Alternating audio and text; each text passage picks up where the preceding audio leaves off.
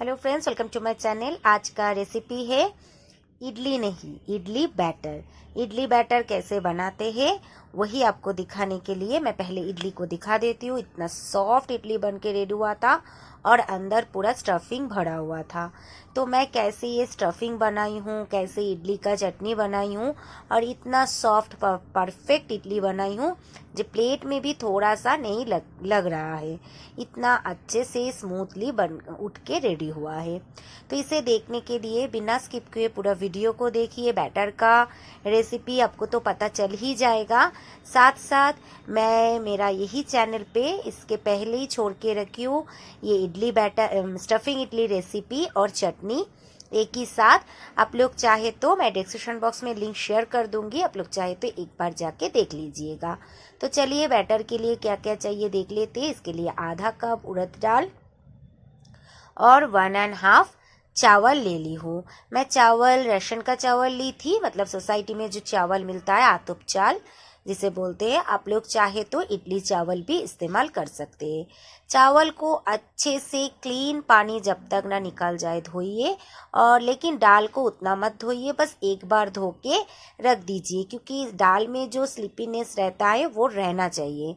चावल का देखिए पानी कितना क्लीन है, लेकिन दाल में देखिए बबल्स भी आया है, क्लीन नहीं है पानी। ऐसे 4 से 5 घंटा मैं रख दी थी। अभी 4 से 5 घंटा हो चुका है। अभी देखिए चावल का पानी हम फेंक देंगे लेकिन दाल का पानी नहीं फेंकेंगे।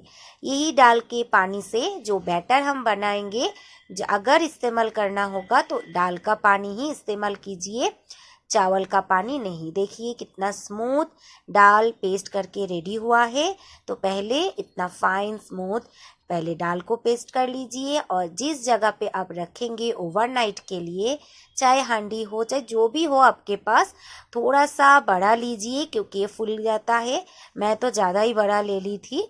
तो दाल मैंने पहले डाल दी हूँ, उसके बाद मैं चावल को भी देखिए इतना स्मूथ बैटर बन के रेडी हुआ है, उसे भी एक साथ मिला दूंगी। अभी चावल और दाल पेस्ट करना हो चुका है, एक साथ मिला दीजिए और ऐसे हाथों से 10 मिनट तक फेंट लीजिए।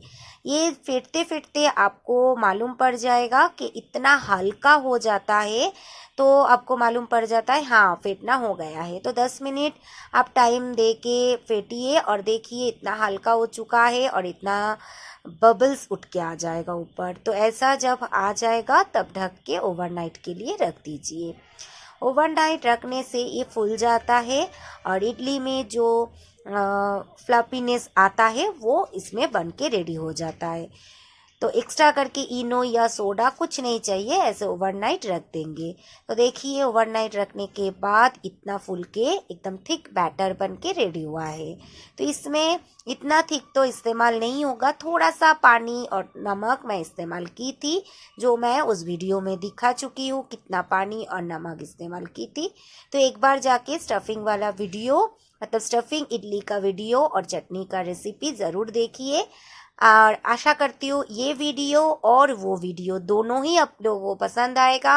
और इस जो स्टफिंग इडली है या बैटर जो बनाई हूँ, अगर आपको पसंद आए ये रेसिपी, मेरा रेसिपी को देखिए, अच्छा लगे तो मेरा नया चैनल है सपोर्ट कीजिए, लाइक शेयर कमेंट के साथ साथ मेरा जो नया फ्रेंड है जो नए नए देख रहे हो ज़रूर सब्सक्राइब कर दीजिए। तो देखिए एकदम स्मूथ इडली, मतलब स्टफिंग इडली बन के रेडी हुआ है और अंदर आलू का स्टफिंग हम भरे थे, तो वो भी मैं पूरा वीडियो मैं दिखा चुकी हूँ। तो चलिए आज के लिए रेसिपी इतना ही। Thank you for watching.